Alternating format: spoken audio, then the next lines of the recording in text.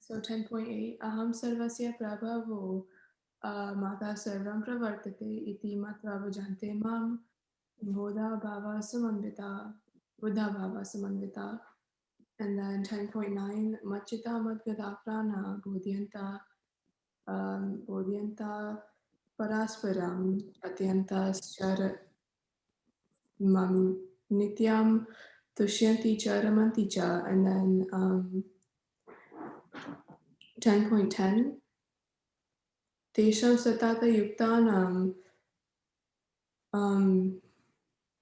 vajatam pritipurvakam tadami buddhi yogam tam yena mamupi antite.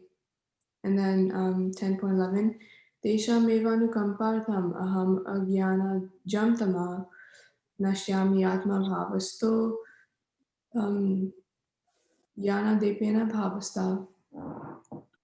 Perfect. Very bold. Very nice. Okay. Haribol. Thank you, Vinita. So Vinita just recited 10.8, 9, 10, and 11. Good job. Okay, and Nirbhay Prabhu wants to recite next. Go ahead. हम सर्वस्य प्रभवो मत्ता सर्वं प्रवर्तते इति मत्वा भजन्ते मां बुधा भाव समन्विता 8.9 मच्चित् मद्गता पराना बोध्यन्ता परस्परम् कथ्यन्तश्च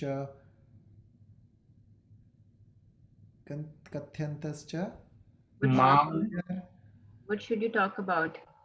कथ्यन्तश्च मां नित्या दुष्यन्ति च रमन्ति च तेषां सततयुक्तानां भजतां प्रीतिपूर्वकं ददामि बुद्धियोगन्तं येन मामुप्यन्ति ते तेषामेव अनुकम्पार्थम् अहम् अज्ञानजन्तमा नाश्यामि आत्मभावस्तो ज्ञानदीपेन भास्वता. Haribol. Happy Father's Day, Prabhuji. Very nice. Hare Krishna. Happy Father's Day to you also, Prabhuji, and all the others. Okay, so these are our next candidates for graduation, huh? I think, and nobody else. Okay. Okay. Thank you so much for reciting. Amazing. Let's read. Getting your selection from Audible.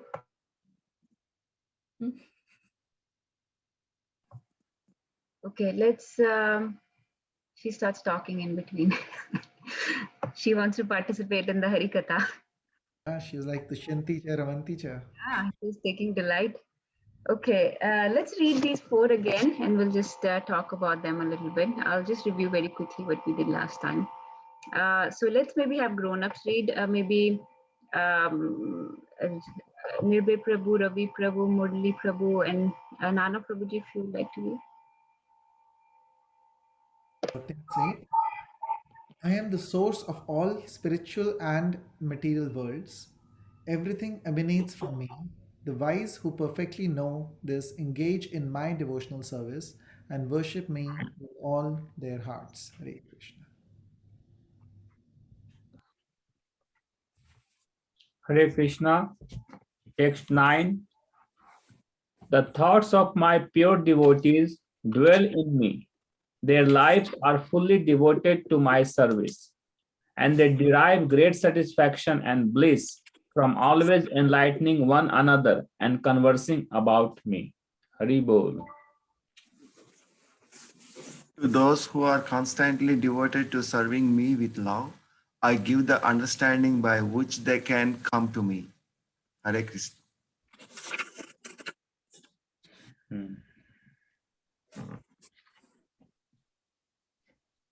Prabhuji, Nana Prabhuji, would you like to read if you're able to? Yeah, sure. Out of compassion for them, This one, Prabhuji. I, dwelling in their hearts, destroy with the shining lamp of knowledge the darkness born of ignorance. Very bold. Okay, thank you, Prabhuji. Okay, so this was, so last time, if everybody remembers, we talked about, does anyone remember? We discussed a beautiful shloka which told us what is the source of nectar, right? And actually, Mataji shared one video in the group also describing the same. So does anyone remember what was the conclusion of that shloka? Where is the source of nectar? Yes, Avni.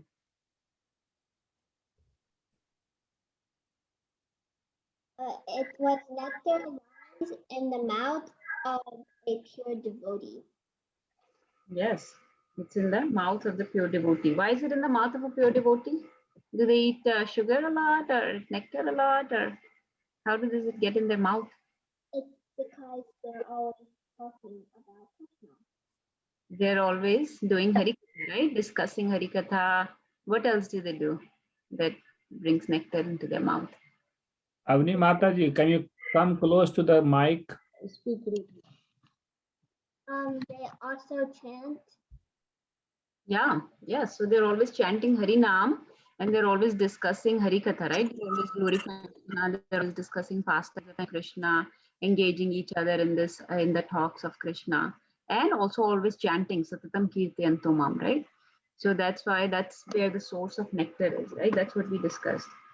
And the reason before this Chatur Shloki started, Krishna was talking about how one has to destroy their doubts, because if one has doubts, then it is very difficult to make advancement, right?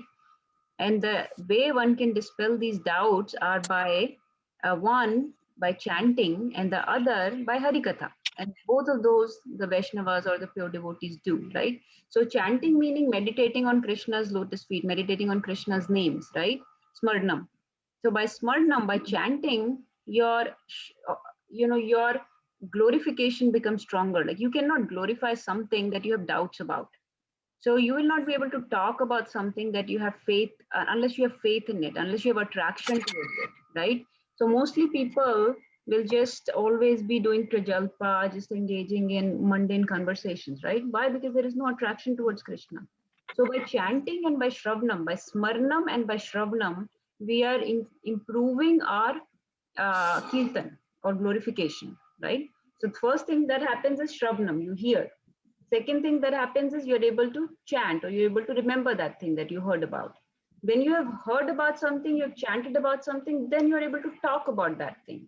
So you're able to do the kirtan or glorification or harikatha, right? So you're able to discuss among each other. And that is the sequence. When it always starts with shravanam, so you can dispel your doubts, and then you start engaging in the service of Krishna. You try to please Krishna by chanting his names. And when you're chanting, as it gets stronger, your harikatha, your discussion, your glorification and kirtan will become stronger too, right? So those are some of the things we discussed last time. And now going back to the Chatur Shloki, so Krishna is now giving the essence of Bhagavad Gita here, right? We know that he's giving the sar, the essence of Bhagavad Gita. And you know that devotees, pure devotees are called sar grahi, right? Just like the quality of a Paramhansa we have discussed before is that the Paramhansa can derive, what can they do? What is the quality of a Paramhansa? Let's hear from somebody. Or what is the quality of a swan, a hans? Paramhansa can derive the milk even if it is mixed with all the water. So basically the essence, whatever is needed, it is taken. Whatever is not needed, it is left. Yeah, yes, right. So that's what a quality of a Hansa is, right? And so Paramhansa can derive all the essence. So that's why devotees are called Sargrahi, because they take the essence. So the essence of all scriptures is Krishna, right? To glorify Krishna, to chant his names, to talk about him, to engage in his service. So that's the essence. And these 4 shlokas are giving us that essence. So the pure devotees, or not even pure devotees, even for the common men, general people, this is the essence of Bhagavad Gita.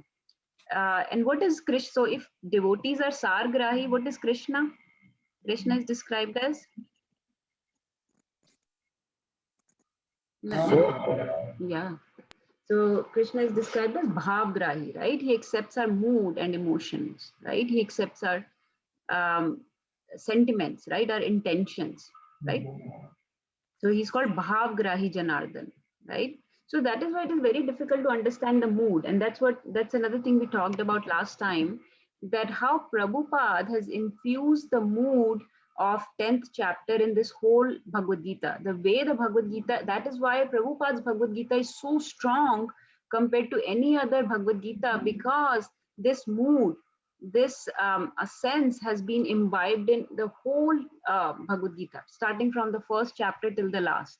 So even if one does not have enough time in their life and they read just a few shlokas, just a few purports of Prabhupada's books, either Bhagavad Gita or Bhagavatam, they will get the sense that Krishna is the Supreme Personality of Godhead, that we are his part and parcel, we are his servants, we have to engage in his service.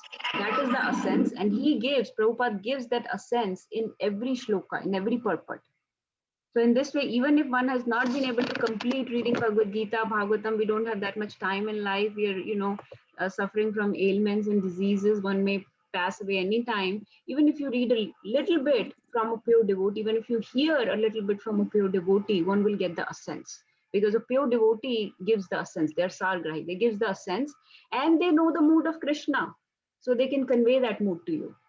So that is why they have the nectar in their mouth, in their throat, because they can convey the appropriate mood of Krishna to you. And this is the Anukampa, the special mercy of Prabhupada, that the association of a pure devotee in this lifetime is rare. It is described that if you had to, say let's say there is Pacific Ocean, there is Atlantic Ocean. There is a turtle in Pacific Ocean, and in Atlantic Ocean, there is a little log of wood with a hole. What are the chances that a turtle will be able to go from one ocean to another and come out with his neck through the hole of that wood? It is very rare, right? It is almost impossible. That is the chances that one can get to associate with a pure devotee in this lifetime. So with the special mercy of Prabhupada, we are getting to associate with him through his books, right? He said that I will live on in my books. So with his special mercy, we are able to associate with him on daily basis. So much nectar is there in Srimad Bhagavatam and Bhagavad Gita. And Bhagavatam is full of all the conversations. We say, okay, we should talk about Krishna Katha. What is Bhagavatam? It is just various devotees talking about Krishna Katha among each other. Sometimes you hear Sud Goswami is talking to the sages of Naimisharanya. Sometimes Shukdev Goswami is talking to Parikshit Maharaj. Sometimes Yudhishthir Maharaj is talking to Narad Muni. Sometimes Prahlad Maharaj is talking to the kids in his school. So it is just the words coming from the mouth of pure devotees. Sometimes Narad Muni is talking to Dhruv Maharaj. So it is just various conversations. And we are saying that the nectar is in the throat, in the mouth of pure devotees. And that is why Srimad Bhagavatam is so nectarian, because it is nothing but just conversation between pure devotees. So how much nectarian will that be? And we are hearing it from the mouth of a pure devotee. Just like sages of Naimisharanya heard it from Sud Goswami, Parikshit Maharaj heard it from Shukdev Goswami, right? We are hearing it from Prabhupada. So how important these books are, that if we just take this nectar daily, how we would understand the mood of Krishna, right? And that is all we have to do to understand the mood of Krishna. So mood is something that is very underrated in material life, but it is very important in spiritual life. And I will give you a quick example of that, and you tell me if you understand what the mood means, because we often use this term, the mood, the emotions, the sentiments. What does it mean to anybody? So I'll try to give you an example with two little stories, and you all know those stories, but this will convey the mood to you. Okay. So let's take the story of Queen Kunti. So one time, and you probably all know the story, it comes in Mahabharata. After the Lakshagraha happened, right? Queen Kunti and all the Pandavas had to run away from Lakshagraha. Everybody knows this, how they saved themselves. The house was burning and they dig a hole they dig a tunnel under the house and escaped, right? And they started to live in anonymity in just a small village. Okay. Kya uska naam tha? Ek Chakra village, something like that. So they started living there, okay? And they were living in the, Nana Prabhuji will probably know. Is that right, Prabhuji? Ek Chakra village? They were living in the house of a common, like a villager, and he had a few kids. Now the speciality of that village was that there was a demon who used to who used to come every month or every year, something like that, and take one member from each family to become his food.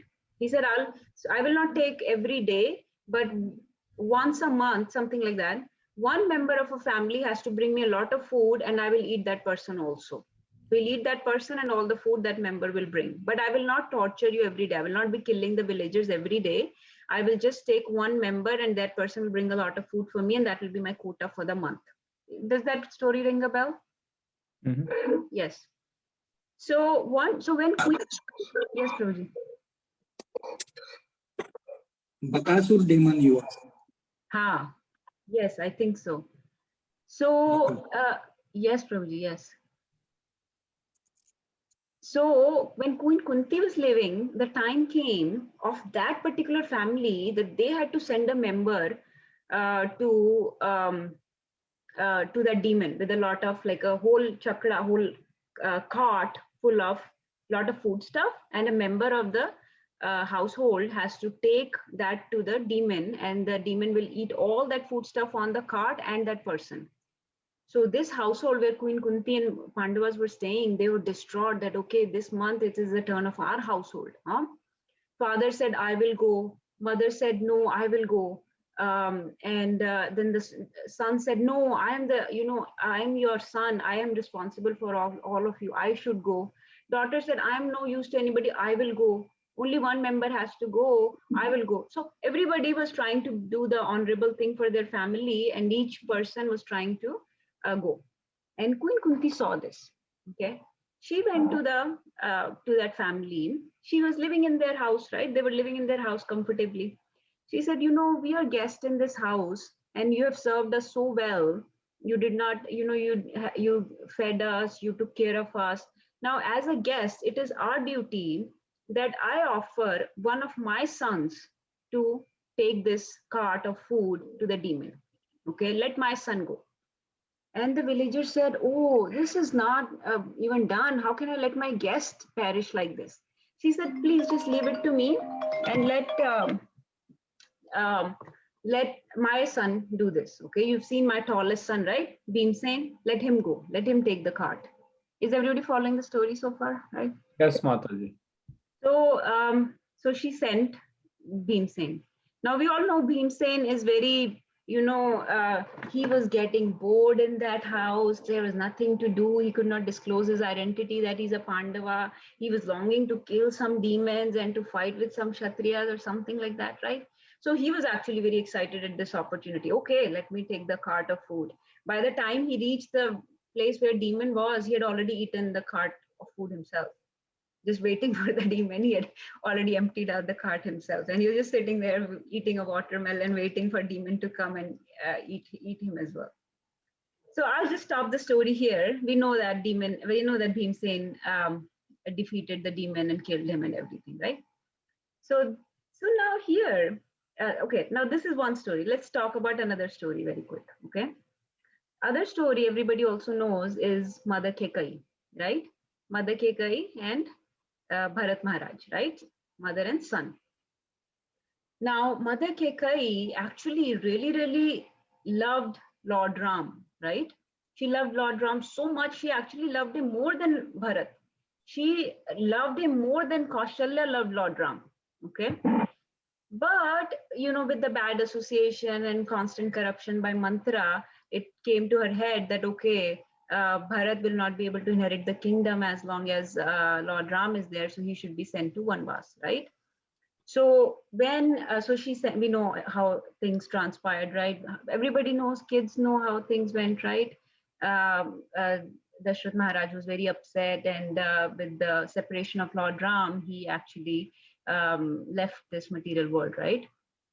And meanwhile, Bharat Maharaj came back, right? Bharat and Shatrughan had gone somewhere. They did not know all of this had happened, that his mother had made Lord Ram, and Lord Ram, his older brother, Bharat Maharaj was always like servant to Lord Ram.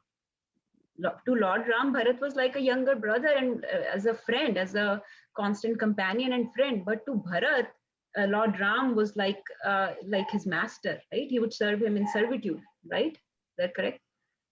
So to come back and find out that his beloved Lord Ram and Mother Sita have been sent to Vanvas was completely, he was distraught. He was dismayed. What did my mother do? Why did she do that?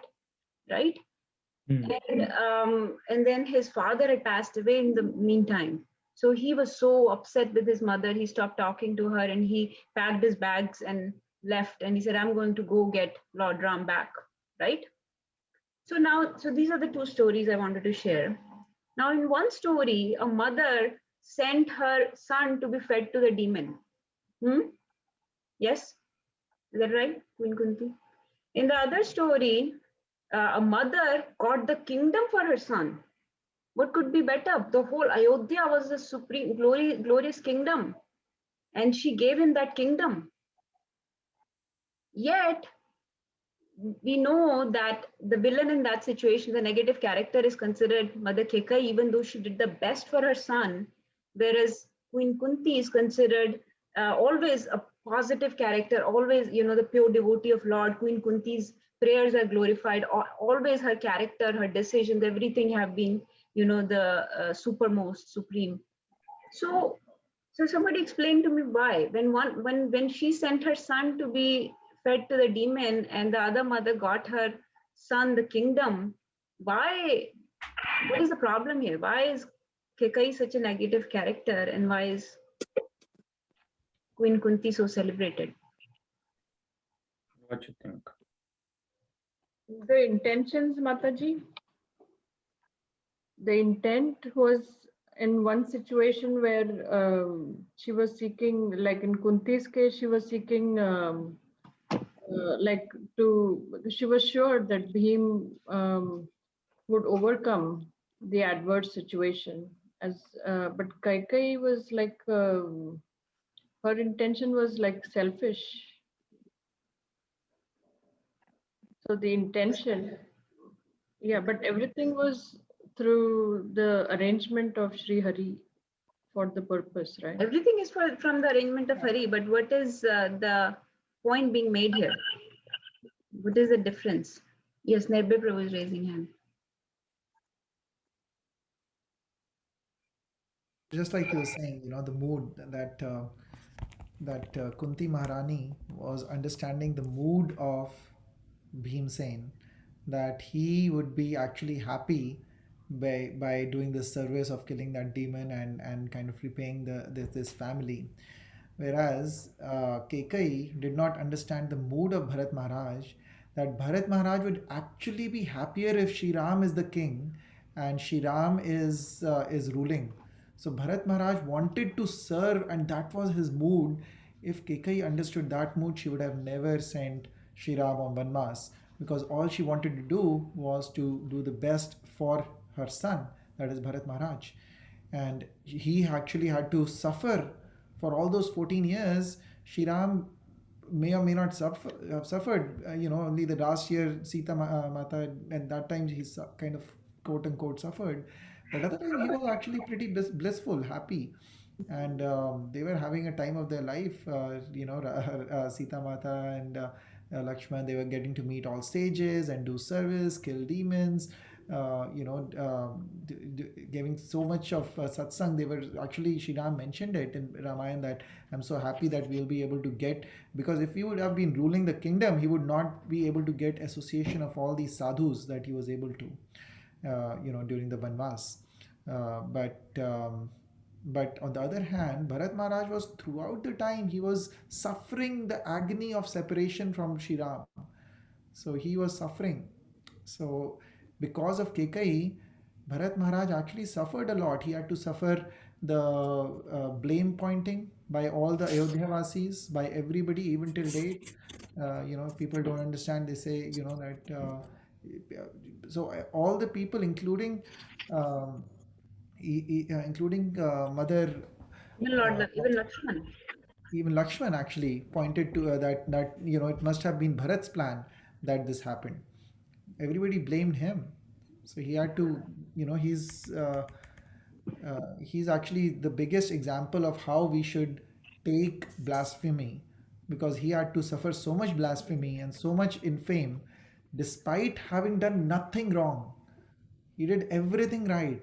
He used to serve Shri Ram like God, and he did nothing wrong. But so the point is that Kekai did not understand the mood of Bharat Maharaj, that what is his mood of service towards Lord Ram, and because of that she made this mistake, because of which Bharat Maharaj suffered. Whereas Queen Kunti understood the mood of Bhimsen, that he would actually be very pleased doing this service. Yeah. Yes. Thank you, Prabhuji. Yes. So definitely. So that is the point here, that how it is so important to understand the mood. I mean, first of all, the mood of the person that you're, when you interact with the spiritual master, let's say, when we interact with the devotees, when we interact with when we read Srimad Bhagavatam, or even let's say Kadashi is coming, what is our mood? Like, why are we fasting? Are we fasting so that it will cleanse our body and detoxifying us? Is that the mood? Is the mood that, oh, I'm going to do this austerity, look, I can do this? Is that the mood? Or is the mood to please Krishna? So again, the Krishna is Bhav Grahi Janardhan. He accepts the mood. And that is the beauty of Prabhupada's books, that he has, that's why he said one should study his books, because the proper mood of the devotees, of the pure devotees of the Lord, of Prahlad Maharaj, of Narad Muni, of Dhruv Maharaj, of Parikshit Maharaj, that mood can be conveyed. So many times we take things on a very superficial, mundane level. We have to, mood can only be understood by digging deeper. That is why, for example, our family is a family, right? Like 4 people or 3 people living in a family.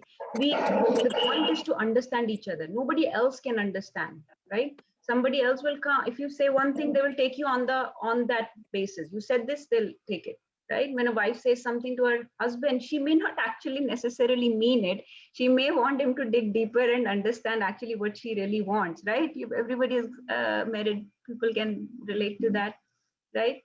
Same thing, mom may say to a child, "Jane de, mat kariye kaam," right? But actually she wants ki, "Bhaiya, help me. I'm really overloaded with stuff." So a child may be able to understand, "Oh, my mom is really," but maid may, if you tell a maid, "No, jane de mat kar," she may take it as, "Okay, yes, Mataji told me not to do this, so I will not do it." So another person will take everything very superficially, right? Whereas somebody who knows you will understand your right emotions and mood, right? That's why that is what makes a family. Similarly, the pure devotees have understood the mood of Krishna, and that is what they can give to us if we study their books. If we just take everything on a very superficial basis, okay, this is yoga, this is austerity, this is sense control, this is mind control, dhyan, all this, okay, fine. That is very prelim layer, superficial layer. But the deeper layer is purely nectarian. So we have to go, like in an ocean, if you're just superficially, you'll get some shells or some mud and stuff. But if you go deeper, you'll find the oysters, right? The pearls are actually deep inside. So the reason I'm saying this is we need to try to read Prabhupada's books, listen to the lectures of pure devotees. If possible, Prabhupada said his purports are his ecstasies. There is ecstasies. Only a pure devotee can have the audacity to say that. No, nobody else can say that, because everybody else is just trying to be, very superficial. Prabhupada is in deep ecstasy when he's reading Srimad Bhagavatam. It's like Chaitanya Mahaprabhu and Gadadhar Pandit. They will pour over the pages of Srimad Bhagavatam and cry over it, so that one single copy of Bhagavatam that used to be there around for miles and miles, that copy will be soaked with their tears.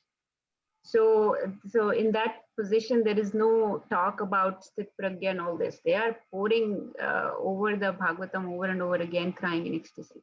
So that kind of mood one can understand, and that is the pure nectar that we were talking about. Coming back, we debated a lot, but I wanted to talk about this because it will make our interactions not only in the spiritual world, but even in the material world much nicer. Like if you understand your relatives well, your people at the profession, what actually they need, not necessarily what they're saying, but actually what they need.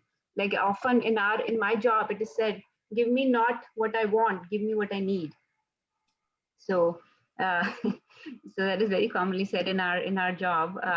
but that is what you will understand, and that will make our relationship so much nicer, our professional life so much nicer, because we are catering to people's not just superficial things they're saying, but sentiments and deep emotions. Just explaining what you said, I don't think people would have got that, but basically, I think what you're saying in terms of, in your profession is when you're talking is when you're in the OR and you need an instrument. Yes. That is what she's explaining. So, when you need an instrument, you're a surgeon and you need an instrument to do something, and you put your hand out and say, I need this, but you may be so focused, you are asking for, let's say, a retractor, but you actually need suction or whatever. Right. Yes. That, Yes. You that's got like, it. give me what I need, not what I ask for, because, Yes, because I may ask for something nonsense, but I need something more different. So coming back to the shloka, so Krishna says, Aham sarvasya prabhuvo, right? I am everybody's origin. Matta sarvam pravartate. Everything emanates from me. Knowing this, iti matva bhajante mam. They worship me. Who worship me? The intelligent people. Buddha bhav. Buddha bhav, not the Muda bhav, right? Buddha bhav. So intelligent people worship me knowing this. So he gives us our relationship with him. What is our relationship with him? That everything, all material and spiritual, everything originates from him. Sarvasya Prabhuvo. So that was the that was mentioned in 10.8. He says all his incarnations, all the demigods, all the expansions, all the plenary portions, everything comes from Krishna. Then in the second shloka, very, very important, which is actually what we were talking about so far, is that the thoughts of my pure devotee dwell in me, mat chitta, that in their heart, in their mind, chit means chetna or mind, right? In their consciousness, in their mind, they're absorbed in me, mat chitta, mat gat parana, their life is devoted to me, right? Bodhyanta parasparam, they talk to each other about me, right? Not only in just like in these classes or sessions, even when one-on-one they meet, when their personal discussions, they have no taste for anything. They have such higher taste that they just want to talk about, Krishna's pastimes, name, form, qualities, various aspects, various philosophies, things like that. So bodhyanta parasparam, to each other they talk about me. Kathyantascha mam nityam. So how often do they talk about me? Nityam. Every day they talk about me. They do harikatha every day. Kathyantascha mam nityam. And in this they take pure delight and bliss. Tushyanti cha ramanti cha. Right? So machita means they're thinking about me. Smarnam. Right? Mad gat parana means their life is dedicated in my service. Bodhyanta parasparam means that they're very eager to talk about me to each other. Right? And mostly what happens is when people do Hari Katha, if you hear other people's Hari Katha, Krishna will be taken out of the Katha. Even Bhagavad Gita, Krishna is completely taken out of Bhagavad Gita. I mean, Krishna is talking to Arjun and Arjun is saying that you are the Supreme Personality of Godhead. So why did all of this taken out? Was this all taken out of Bhagavad Gita and now you're just presenting some superficial stuff? Why? Because these people are not devotees of Lord. Unless you're a pure devotee of Lord, you cannot convey what Krishna is trying to say in Bhagavad Gita. Right? What do you mean by that? Taken out meaning they don't talk about Krishna at all. They just talk about Krishna as a Mahapurush talking about some yoga and stuff like that. Mukti. I'm sorry. Mataji, almost every Bhagavad Gita other than Prabhupada's is who I'm referring to. So basically all those Bhagavad Gita talking about are mundane principles of how to live your life. Okay, fine. Yes, you can conduct your life according to this, which is all of those purposes are also there, especially for beginners, for newer people. But Krishna says explicitly that I'm the Supreme Personality of Godhead to Arjun. And Arjun says that, yes, I understand this. I have realized this. You will come to this 10.12 and 13. He says this. And that part is just, completely obscured, obliterated. Okay, it doesn't matter. Why is Bhagwan saying that I'm Bhagwan and Arjun accepting that you're Bhagwan not important? So since Bhagwan is important, his kathas are important, and he keeps saying over and over again, Katyantascha mam nityam. And then they take delight and pleasure and bliss in this, right?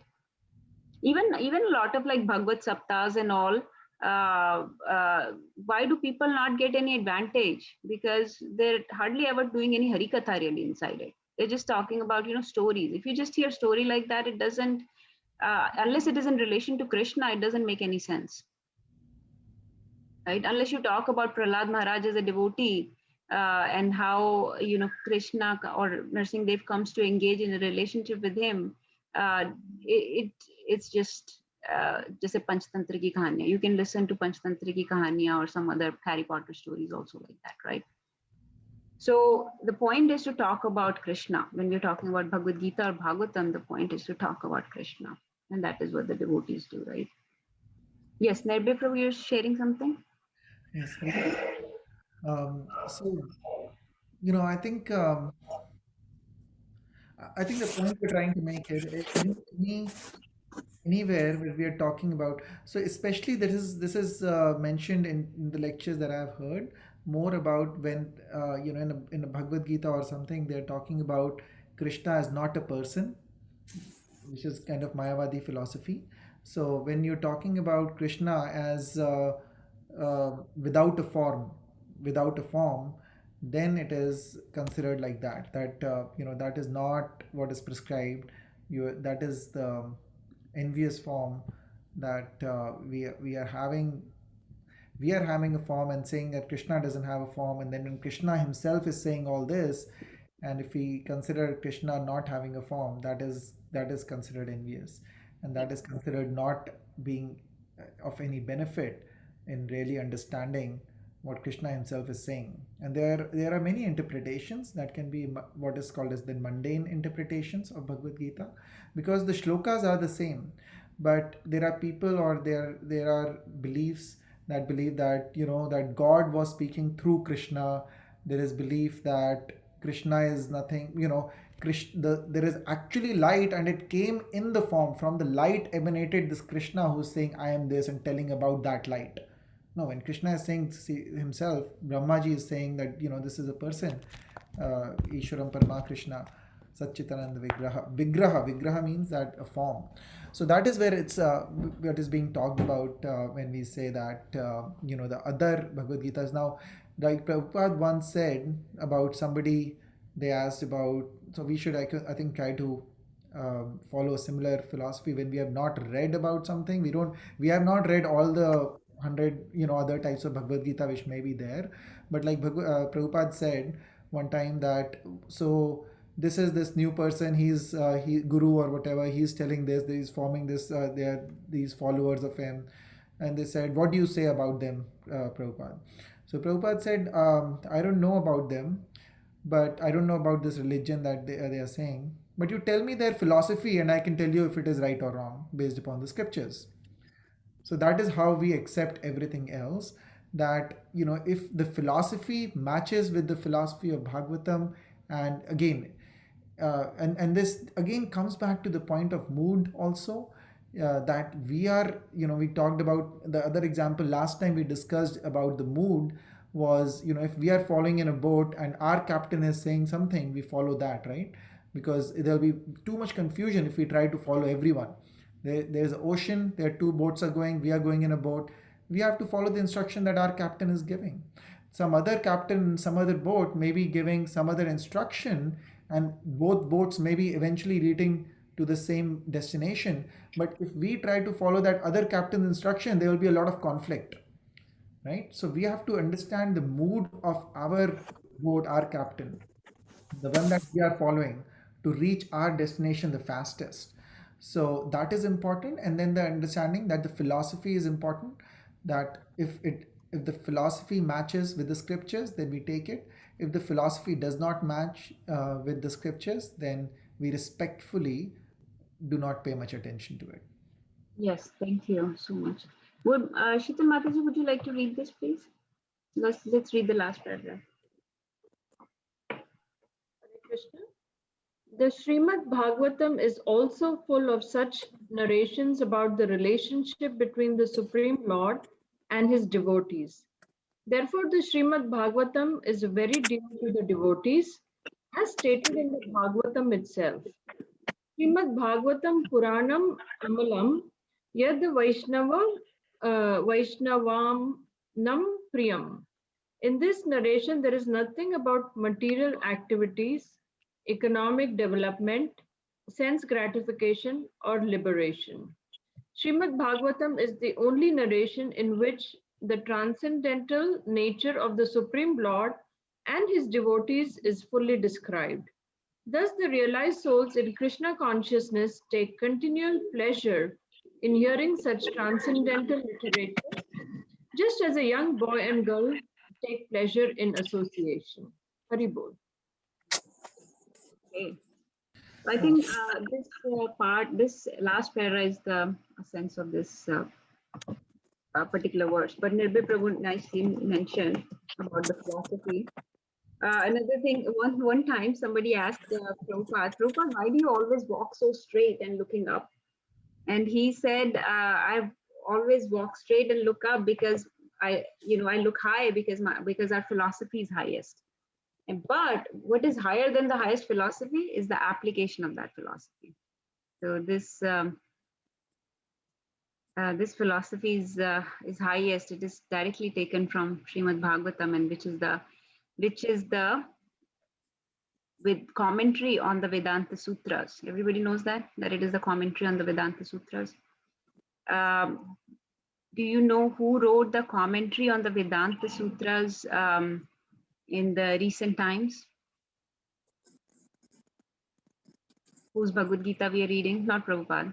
Prabhupada has taken Bhagavad Gita's commentary from. Yes, Mataji, say it loudly, please. I don't know the full name, Mataji, I forgot, but today I think is his disappearance day, maybe? Yes, Mataji, yes. Yes, Pandit Bhushan. I think Vaidehi knows. Baldev Vidyabhushan, yes. So Baldev Vidyabhushan wrote the commentary on Vedanta Sutras. And this Srimad Bhagavatam is the original commentary on the Vedanta Sutras written by Vedyas. So that is, so Baldev Vidyabhushan, one of the very esteemed scholars and devotee of the Lord, who came in the Brahma Madhvacharya line. And basically what the way that transpired that he had to write the commentary on Vedanta Sutras is a quick story. I'll share it in a few, but this is the shloka that Prabhupada is referring to in that particular verse. Srimad Bhagavatam is a spotless Purana. Srimad Bhagavatam Puranam Amalam Yad Vaishnava Nam Priyam. It is most dear to the Vaishnavas because it describes the pure and supreme knowledge of the Paramhansas, right? That's what you're talking about, the Paramhansas. The Bhagavatam reveals the means for becoming free from all material work, together with the process of transcendental knowledge, renunciation, and devotion. Anyone who seriously tries to understand Srimad Bhagavatam, who properly hears and chants it, becomes completely liberated. So, Bhagavatam is so amazing that it itself glorifies itself. Let me show you another verse where Bhagavatam glorifies itself, and it actually glorifies Shukdev Goswami as well. Nigam kalpataror galitam phalam shukamukhadam ritadrava samyutam pibad bhagavatam rasamalayam muraho rasika bhuvi bhavuka. So see the word amrit, the ras word comes twice, rasam, rasika. The people that taste that ras are rasika. Rasika are full in the knowledge of mellows. What are mellows? The emotions, the sentiments. People that are full in this knowledge of emotions and sentiments are called rasika. So where is the true nectar? Coming back to our question of where is the source of nectar? Amrita or rasam, source of nectar is with those rasikas. And who is that rasika in this case? Shuka Mukhad Amrita Drava Samyutam. This nectar is dripping from the mouth of Shukdev Goswami. So Shukdev Goswami, Shuk is a parrot. So it is said that Srimad Bhagavatam is a ripened fruit like mango. Okay, it is a ripened fruit of all Vedas and Vedanta Sutras, mango. And when it is said that when a parrot put its beak on a fruit, it becomes even sweeter. So because it is we are tasting this ripened fruit of mango from the mouth of Shukdev Goswami, it has become even sweeter. So this fully matured sweet fruit, nigam kalpataror galitam phalam. Galitam. See how melodious Bhagavatam is, how nectarian this is. It is saying itself that Amrita Drava Samyutam, that drav, that semi-solid, soft nectarian substance is dripping from the mouth of Shukdev Goswami, Shukamukhad, Amrita Drava Samritam. And Pibat Bhagavatam. And what do Bhagavatas do? They drink it, Pibat.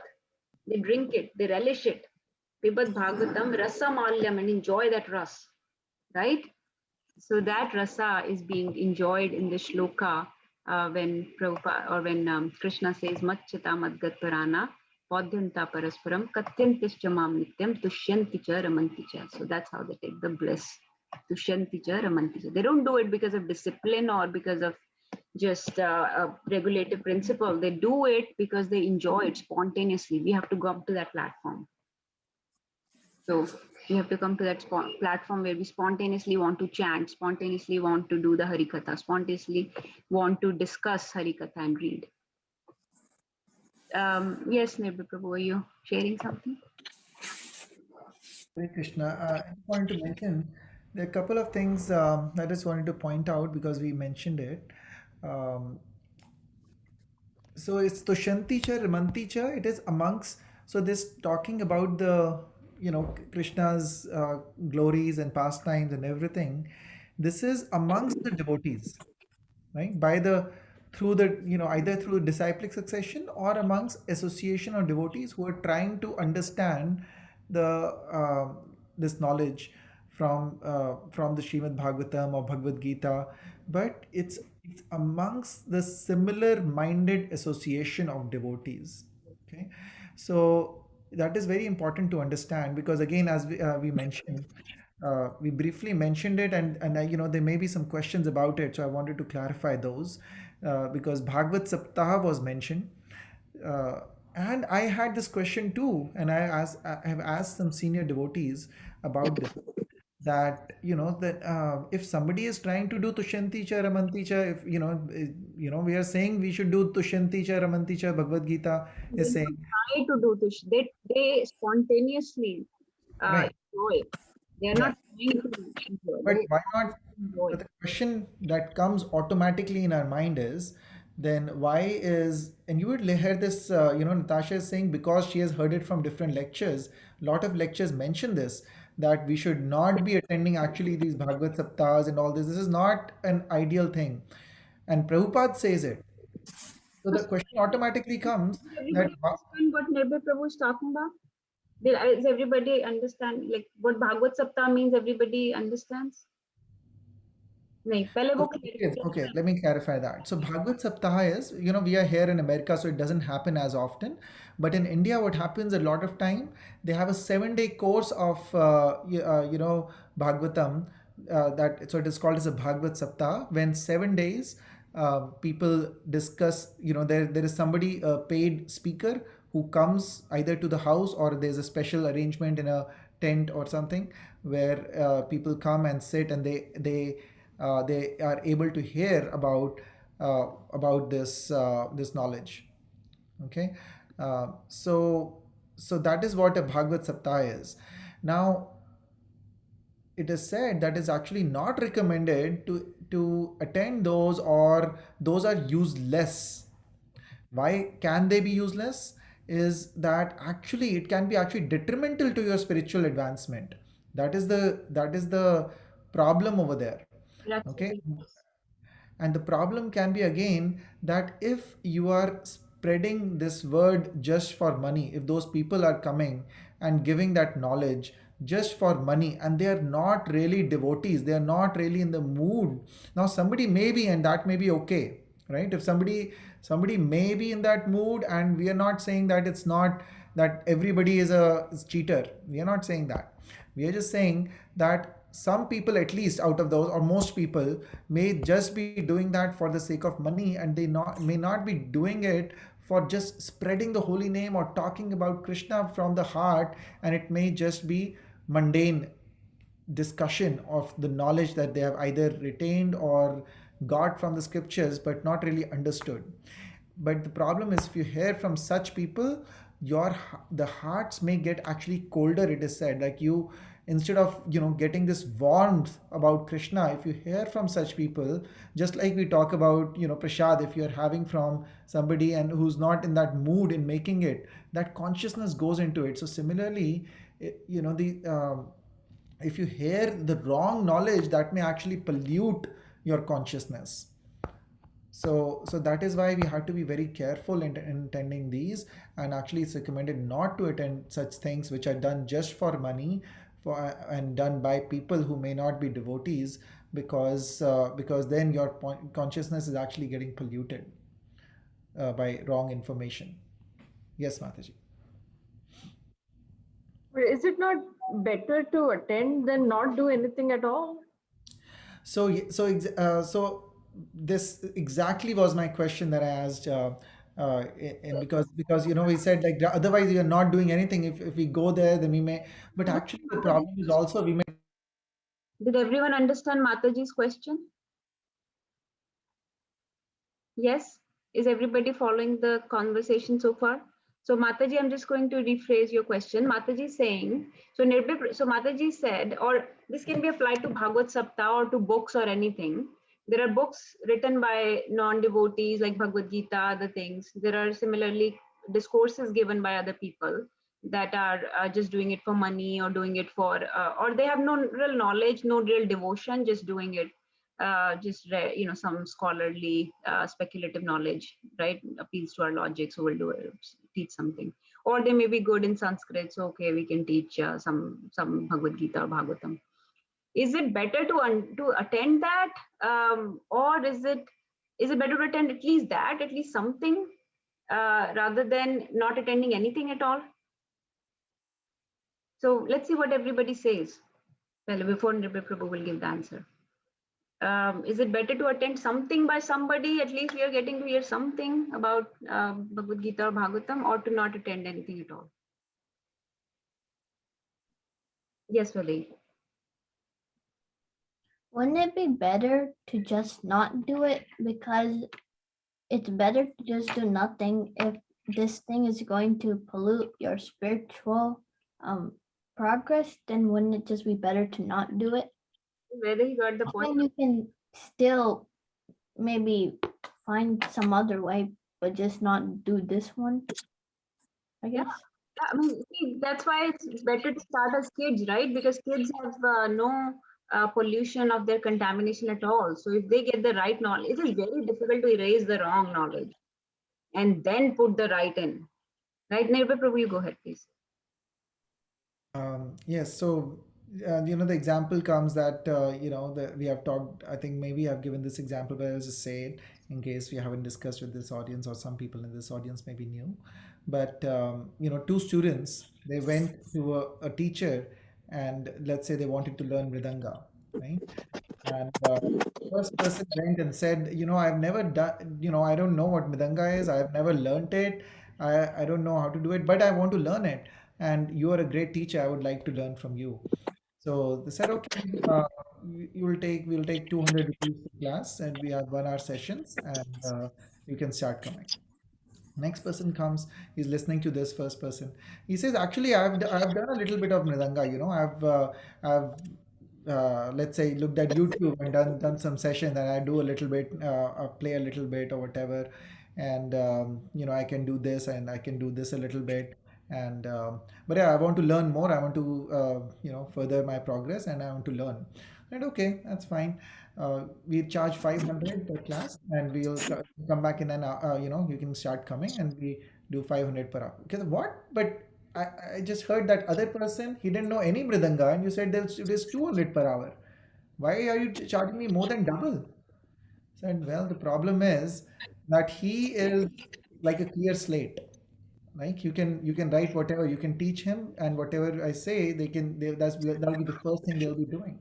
Now you, on the other hand, may have learned in your practice a lot of there's muscle memory. So you have learned things which you'll have to unlearn, which may not be right. A lot of things that you'll have to unlearn, and we have seen that teaching people who know the wrong thing is more difficult. That is why you have to first unlearn those and then learn the right technique, so your muscle memory has to first unlearn that wrong thing and now learn the right muscle memory. So that is the problem in trying in understand, hearing from people who may not be authorities or in disciplic succession. And that's why um, that shloka in 4.2 comes, that we follow evam parampara praptam. We hear through disciplic succession the information, because if it's not, then there is the chance that we learn wrong things, and then our mind becomes conditioned. Once the mind becomes conditioned, pramati balvadridam, it is very difficult to control the mind.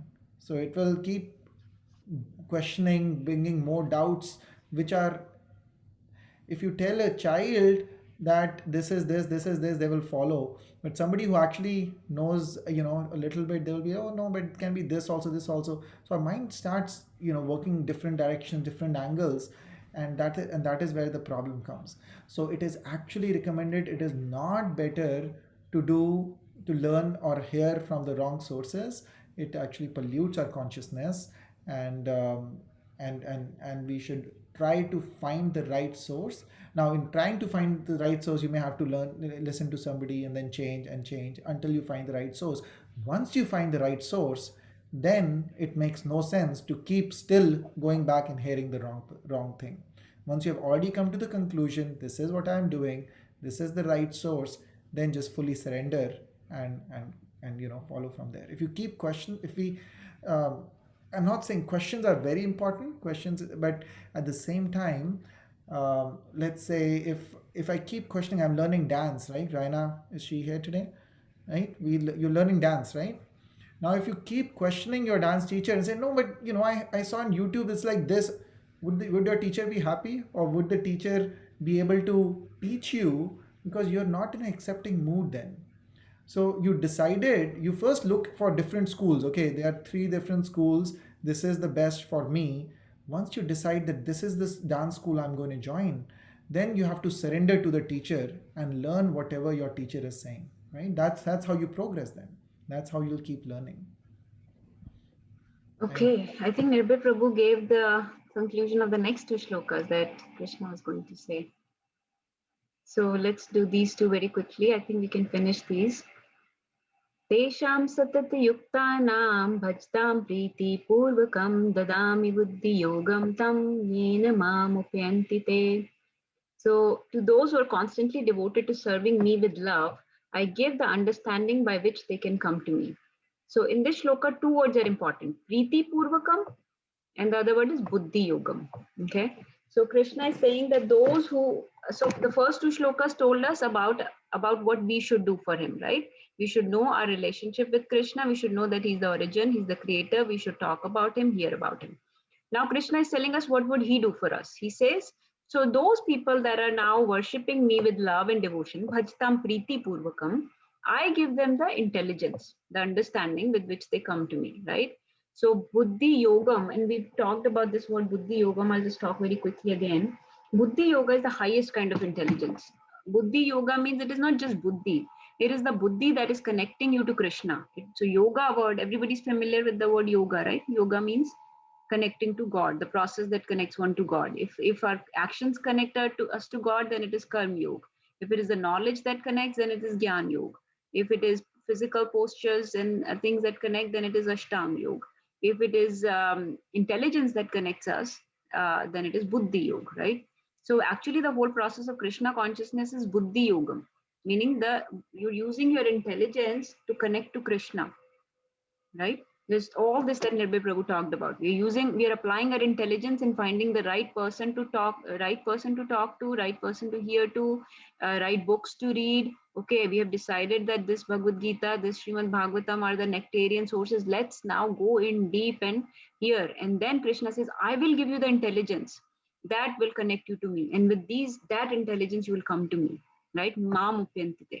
So that is the highest intelligence. So all the other intelligence with which we doubt, we have, we can have some doubts, no problem. Even Arjun has doubts. Even in Bhagavatam, various devotees are talking and clarifying their doubts. That's okay, but their doubts are taking them, advancing them towards Krishna. They're in a submissive, accepting way, clarifying their doubts, right? They're not judging the person and saying, oh, I don't think this is right, I'll use my own intelligence. Then you don't get the intelligence. Their intelligence is connecting them to Krishna. The way they are using their intelligence, it's connecting them to Krishna, right? So Krishna will give the correct intelligence. Let's read a part of the shloka actually, then it will make more sense. Let's read from here till the end actually. Who would like to read? Anita Mataji, would you like to read? Yes, sure, Mataji. Hare Krishna. When a person knows the goal of life but is addicted to the fruits of activities, he is acting in karma yoga. When he knows that the goal is Krishna, but he takes pleasure in mental speculations to understand Krishna, he is acting in Jnana yoga. And when he knows the goal and seeks Krishna completely in Krishna consciousness and devotional service, he is acting in Bhakti yoga or Buddhi yoga, which is the complete yoga. This complete yoga is the highest perfectional stage of life. आगे पढ़ूं, Mataji? Yes, Mataji, let's finish. A person may have a bona fide spiritual master and may be attached to a spiritual organization, but if he is still not intelligent enough to make progress, then Krishna from within gives him instructions so that he may ultimately come to him without difficulty. The qualification is that a person always engage himself in Krishna consciousness and with love and devotion render all kind of services. He should perform some sort of work for Krishna, and that work should be with love.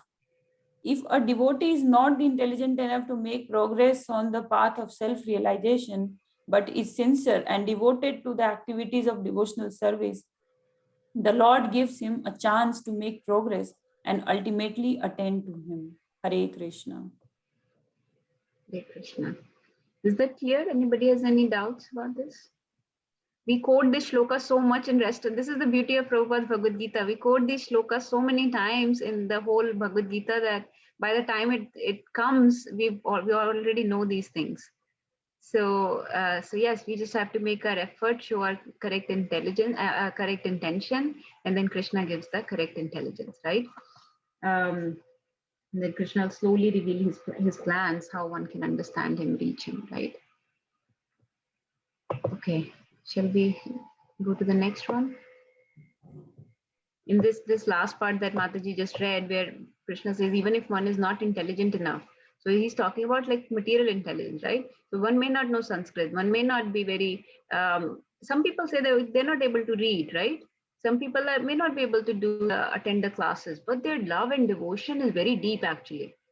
So it doesn't mean that they cannot make progress. You don't have, the point of reading and hearing is to improve our devotion, right? It is not the other way. The point of reading and hearing is to improve our chanting, our services, our worship.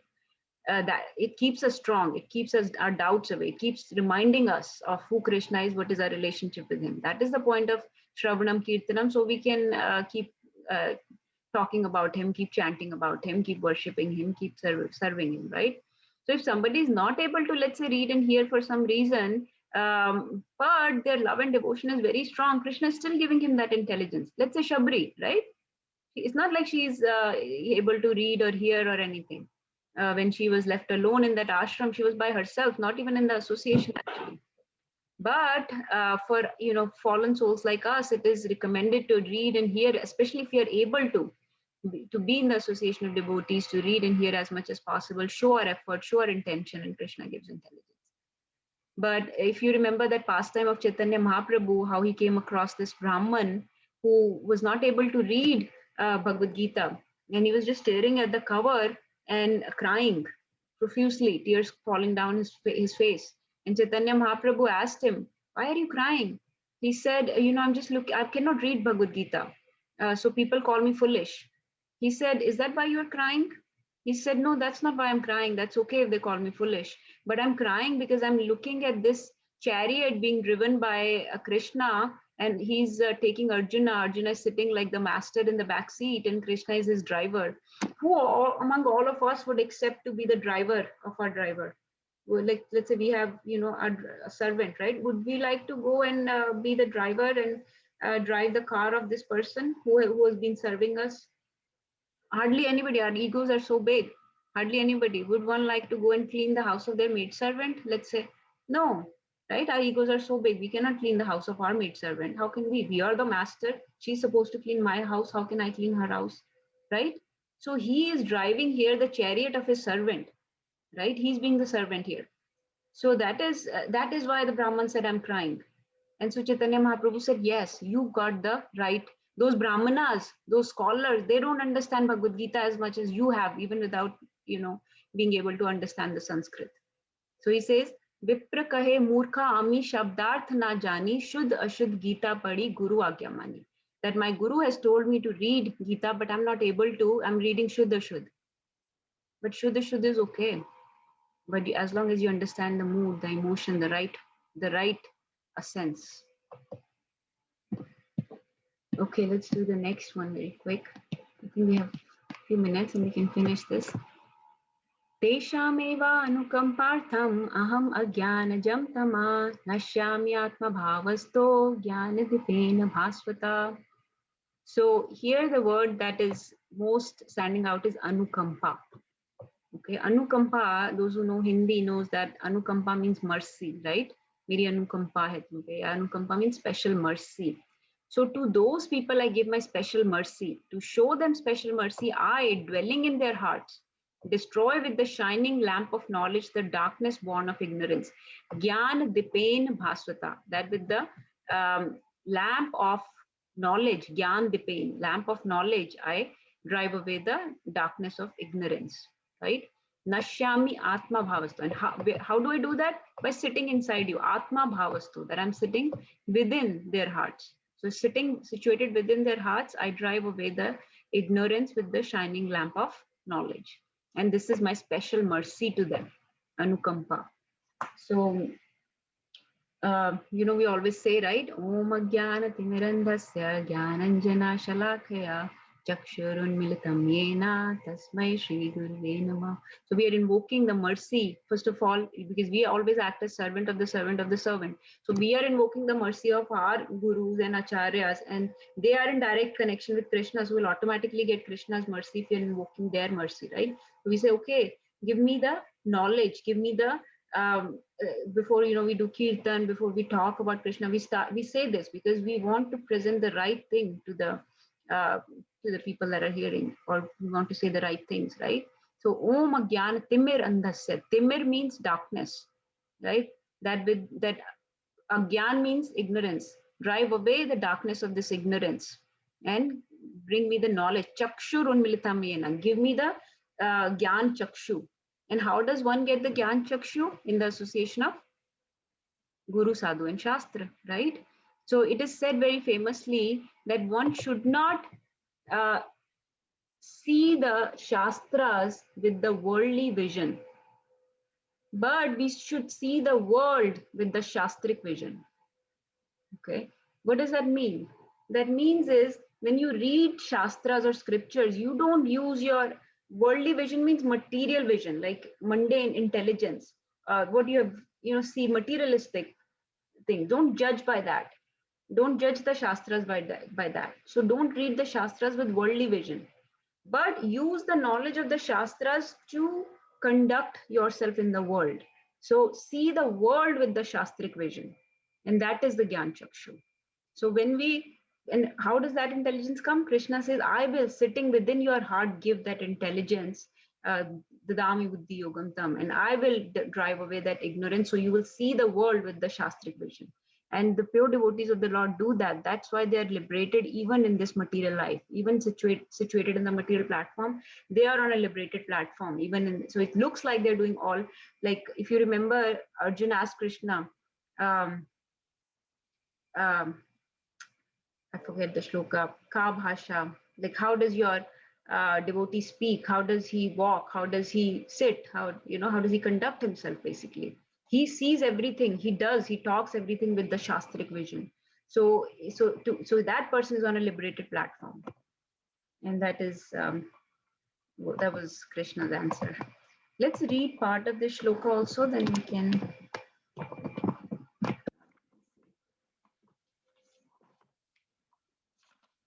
Let's read from here.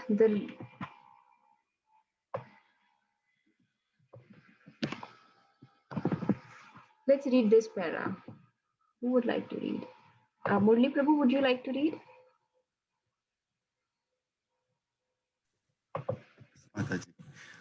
The Lord tells Arjuna that basically there is no possibility of understanding the supreme truth, the absolute truth, the supreme personality of Godhead, simply by speculating, for the supreme truth is so great that it is not possible to understand him or to achieve him simply by making a mental effort.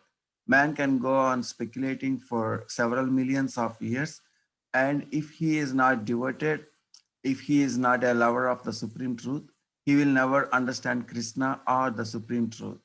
Only by devotional service is the supreme truth Krishna pleased, and by his inconceivable energy, he can reveal himself to the heart of pure devotee.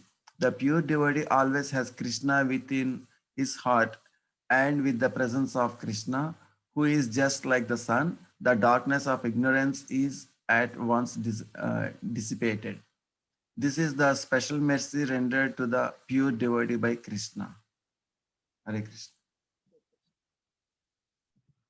Okay, so I think that clarifies that we should not use our own mental efforts or mental speculations or logics, or because our intelligence is very much materially contaminated. So it's very difficult to understand absolute unlimited. Jiska has no adi, no ant, anadim, right?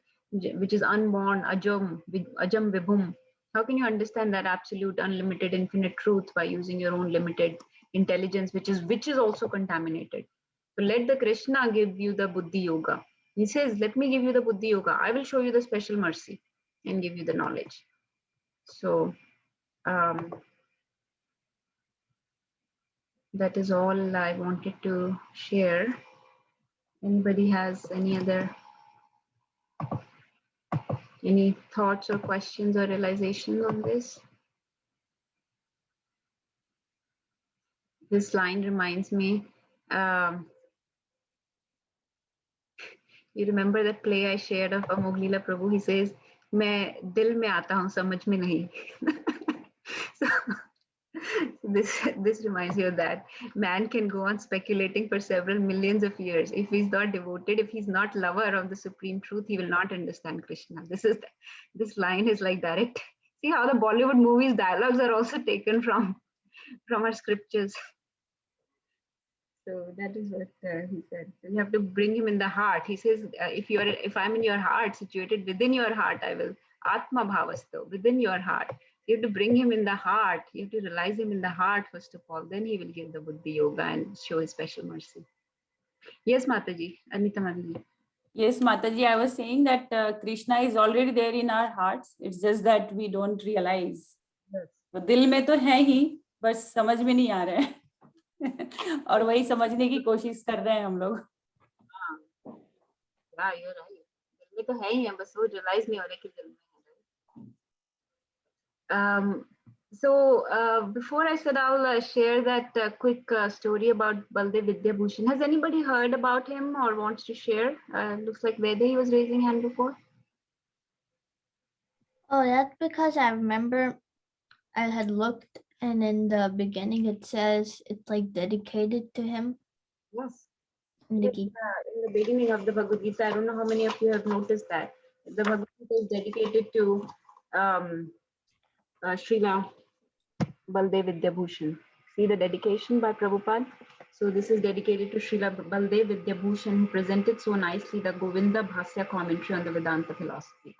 So basically, just to simplify, Srimad Bhagavatam is the original commentary on the Vedanta Sutras, right, by Vedvyas. So many years back in 1700s, there was this big scholar, Baldev Vidya Bhushan. Okay, he belonged to the Gaudiya Sampradaya. He was in the line of Chaitanya Mahaprabhu. He was a sannyasi, and he went to Jagannath Puri and came into association of a very big devotee of that time called Radha Damodar Goswami Maharaj. And initially, Baldev Vidyabhushan was more like a scholar, like a transcendentalist, right? But not so much of a devotee. He really came into the line of Chaitanya Mahaprabhu when he met Radha Damodar Maharaj and understood the pure devotional service. He understood the principles of pure devotional service, okay? So he got the instruction from Radha Damodar Maharaj that go to Vrindavan and take teachings from Srila Vishwanath Chakravarti Thakur. You heard of his name many times because we sing his songs many times. Srila Bhakti Vinod Thakur and Vishwanath Chakravarti Thakur are two acharyas whose songs we sing a lot, right? So he said, go and take shiksha from, accept him as your shiksha guru, Srila Vishwanath Chakravarti Thakur.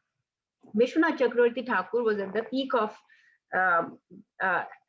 devotional service. You know, he was the crest jewel at that time. He was most recognized.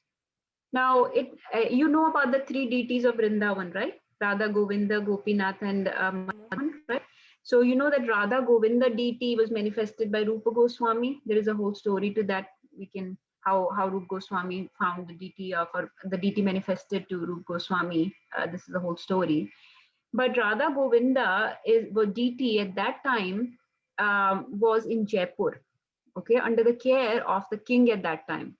The king was serving the deity, and not king directly. King was just, was not really a devotee. He was taking the guidance of the disciples of Chaitanya Mahaprabhu, and they were serving the Radha Govinda deity. Now, you know that there are 4 sampradayas, right? So the Sri Sampradaya, and you know that all the sampradayas are ultimately everybody's trying to reach Krishna. They're just realizing their relationship with Krishna in different ways. So there is no conflict between anybody. No one should ever feel that there is any conflict between different sampradayas ever. Their mood is different. That's all. It's like my mood with Navya is different and with Nirbhay is different. So mood of association is different, but we are still the same goal. So at that time, Sri Sampradaya raised this question, a conflict almost, that Chaitanya, that we do not recognize Chaitanya Mahaprabhu's devotees, and they should not be serving such a deity as Radha Govinda, okay? Because they have no written Vedanta Sutras. They have no written principles. They have no written Vedanta Sutras. So king was perplexed. Oh, this is a great conflict. So they said, let us serve the deity. So king wrote to Vishwanath Chakravarti Thakur, and he said, this conflict has been brought up by Sri Sampradaya, that they want to serve the deity because you don't have any written principles of Vedanta Sutra. So Srila Vishwanath Chakravarti sent his disciple, Baldev Vidyabhushan, to meet the king to solve this conflict in person. So Baldev Vidyabhushan went there and spoke to the king and to the Sri Sampradaya. And they said, your Sampradaya does not have any written Vedanta principle. He said, but we read Bhagavatam. Bhagavatam is the original commentary on the Vedanta Sutras. We don't have to write our own commentary on Vedanta Sutra as well. Why should we write our own commentary when Ved Vyas is written the commentary? You are all following Ved Vyas. We are all following Ved Vyas. Why should we write a separate commentary on Vedanta Sutras? Does not make any sense. So they said, no, but if you want to be you are a separate Sampradaya, you need to write your own commentary on Vedanta Sutras. Now, this writing a commentary on Vedanta Sutras is a lifelong work. This is a huge work. And the reason Srila Vishwanath Chakravarti did not come himself, he sent his disciple, is because he was very old at that time and could not make such a travel. But Baldev Vidyabhushan said, okay, he took up the job. I will write this commentary on Vedanta Sutras. If that's what you want, I will write this commentary. So he went to the Radha Govinda temple. He took the shelter of Radha Govinda, prayed intensely, sat at the feet of Radha Govinda days and nights and wrote this commentary. But still compared to how long it should take, it just took him a short interval of time. And this is called Govinda Bhasya because it is actually, if you see the dedication, it's called Govinda Bhasya commentary, right? The reason it's called Govinda Bhasya is because it is actually Radha Govinda that wrote.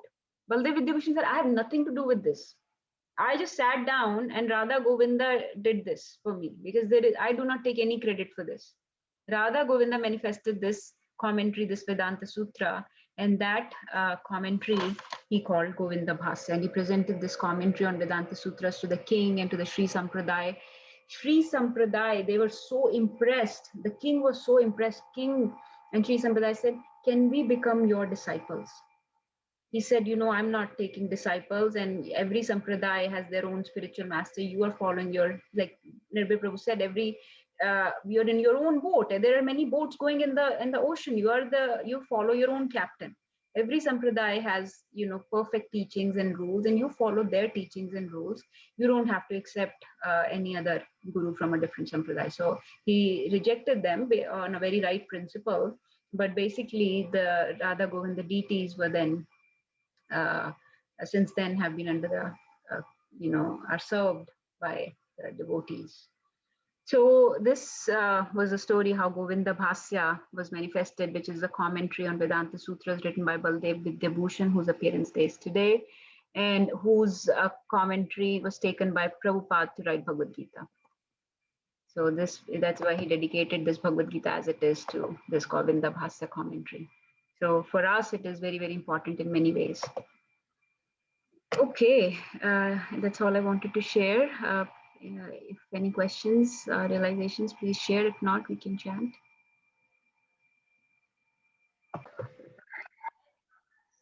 Vancha kalparupescha kripa sindhuve पतितानां पावने भयो वैष्णवे भयो नमो नमः। पूर्वे गौरचंद्राय नाभिधाय तदालये कृष्णाय कृष्ण भक्ताय तद्भक्ताय नमो नमः। हरे Krishna. Hare Krishna. Srimad Bhagavad Gita ki jai. जय। Srila Prabhupada ki jai. जय। Hari Bol. Hari बोल।